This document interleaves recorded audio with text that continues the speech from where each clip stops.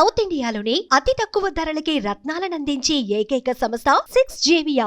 అధ్యక్ష 42% రిజర్వేషన్ ఇప్పుడు ఇస్తున్నామన్నారు అధ్యక్ష. బిల్లు తీసుకొస్తాం, బిల్లు తర్వాత జియో తీసుకొస్తామని చెప్పారు. నేను గౌరవ ముఖ్యమంత్రి సూటిగా అడుగుతున్నాను, ఈ రాష్ట్రం యొక్క అసెంబ్లీ తీర్మానం చేసిన తర్వాత బిల్లు పాస్ అయినాక జియో వేయాలంటే మరి ఈ 22 నెలలు ఏం చేసిండ్రు? మరి అప్పుడే మీ ప్రభుత్వం ఏర్పడిన తర్వాత 6 నెలలు ఇస్తామని చెప్పి కామన్ డిక్లరేషన్ ఇచ్చారు కదా, అదే రోజు మీరు జియో వచ్చి ఎన్నికలకు పోస్తుండే కదా, మరి ఎందుకు జియో వేయకుండా సుమారు 6 కమిటీలు వేసిన అధ్యక్ష? నేను ఒకటి వరుసగా మీకు చెప్తున్నా అధ్యక్ష, మీరు నిజంగానే ఈ రోజు కార్యక్రమం చేసే విధంగా అప్పుడే చేస్తే గిట్ట మీరు ఈ జియో నెంబర్ 26 తీసుకొచ్చిండ్రు. జియో నెంబర్ 26 మార్చి 2024 తీసుకొచ్చారు. బ్యాక్వర్డ్ క్లాస్ డిపార్ట్మెంట్ నుంచి జియో ఇష్యూ చేసిన అధ్యక్ష. ఆ జియోలో క్లియర్గా రిజర్వేషన్ పాస్ చేసినాం, కులగన్న సర్వే చేస్తామని చెప్పేసి చేయడం అధ్యక్ష. ఈ జియో నెంబరు బీసీ కమిషన్ ద్వారా వచ్చింది 26. దాని తర్వాత బీసీ కమిషన్ మాయమైంది, లేదు బీసీ కమిషన్. జియో నెంబర్ 18 తీసుకొచ్చిండ్రు, ప్లానింగ్ డిపార్ట్మెంట్ ద్వారా ప్లానింగ్ డిపార్ట్మెంట్ ద్వారా సర్వే చేస్తామని చెప్పింది అధ్యక్ష. ఆ రోజు ఉత్తమ్ కుమార్ రెడ్డి గారి అధ్యక్షన కమిటీ చేశారు, బీసీ కమిషన్ మాయమైంది అధ్యక్ష 10 నెలల తర్వాత. నేను ఇవన్నీ ఎందుకు కోటి చెప్తున్నా అంటే సేమ్ ఇదే బీహార్లో జరిగింది కాబట్టి చెప్తున్నా అధ్యక్ష.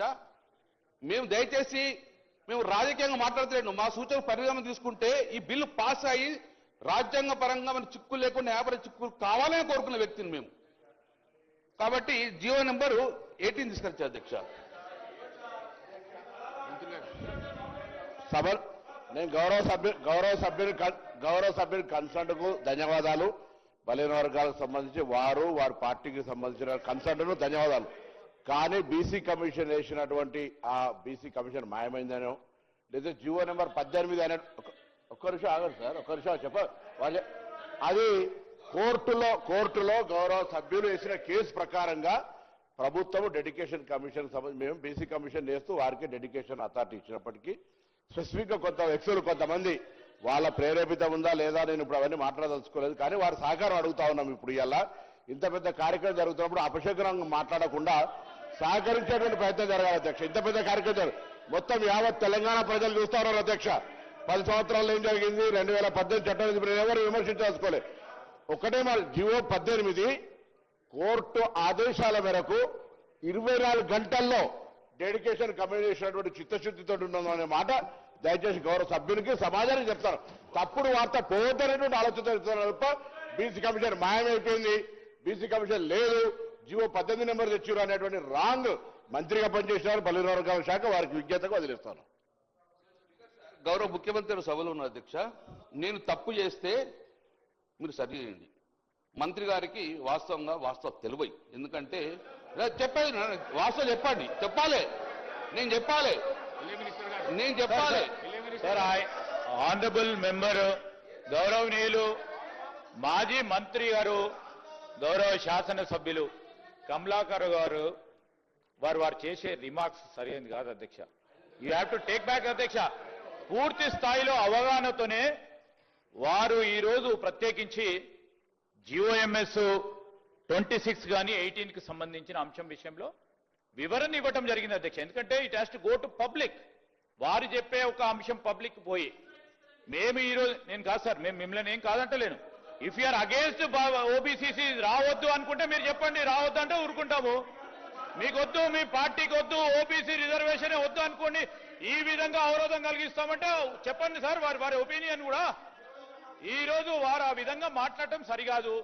నేను దయచేసి please take back your remarks sir. గౌరవ సభ్యులు కమలాకర్ గారు, గతంలో మీరు మంత్రి పదవి చేశారు. ఒక మంత్రికి తెలియదనడము సమంజసం కాదు. ఆ మాటను మీరు వాపసు తీసుకోండి. సార్ అధ్యక్ష, ఆకారంలో పెద్ద ఉంటే అవగాహన ఎక్కువ ఉంటుంది అనుకుంటే నాకు తెలియదు అధ్యక్ష.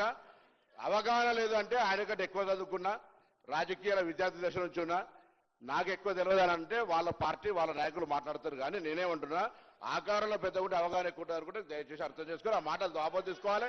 ఇది పొరపాటు. దయచేసి ఈ విధంగా మాట్లాడితే పొరపాటు మాట మాట్లాడుతా ఉన్నా. సార్ ఒకటి స్పీకర్ సార్ మాట్లాడి స్పీకర్ సార్ నేను బాడీ షేమింగ్ గురించి మాట్లాడితే కూడా చాలా కాంట్రాస్ట్ అవుతుంది సార్. గౌరవ ముఖ్యమంత్రి హాల్లో ఉన్నారు అధ్యక్ష. నేను తప్పు మాట్లాడలేదు, క్లియర్ చెప్తున్నా. అతనికి అవగాహన ఎందుకు లేదని మళ్ళీ చెప్తున్నా అధ్యక్ష. నేను మళ్ళీ చెప్తున్నా సార్ దిస్ ఈజ్ అబ్సల్యూట్లీ ఎందుకు అనవసరంగా ఎందుకు సార్ అది సార్ దయచేసి నేను మరొకసారి గౌరవ సభ్యులను కోరుతా ఉన్నాం. ఇది చాలా ఇంపార్టెంట్ బిల్ అధ్యక్ష. ఈ ఇంపార్టెంట్ బిల్లు చిన్న చిన్న అంశాలను మరి మీరు ప్రస్తావన చేయడం, అరే ఒక మంత్రిని పట్టుకొని అవగాహన లేయడం అనేది సరేనా?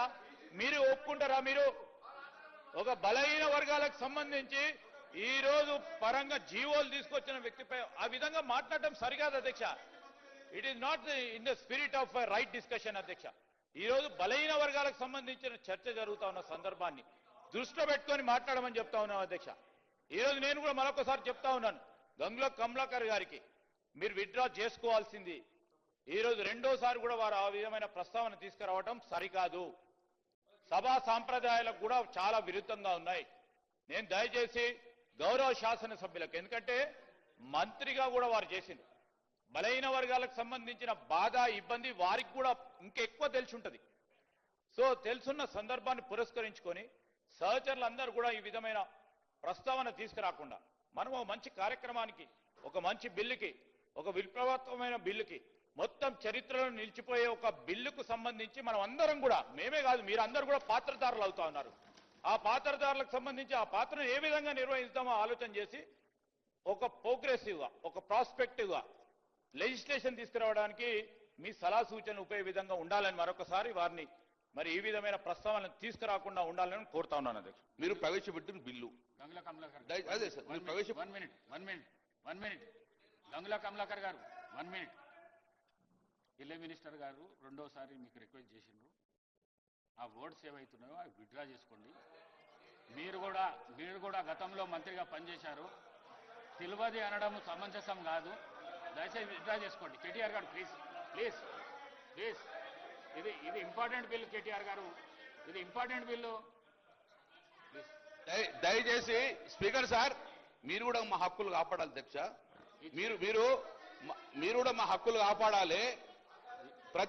ప్రతి మాట్లాడిన కొద్దీ మీరు మాకు అవకాశం ఇచ్చారు స్పీకర్ సార్. మీరు మాకు అవకాశం ఇచ్చిర్రు.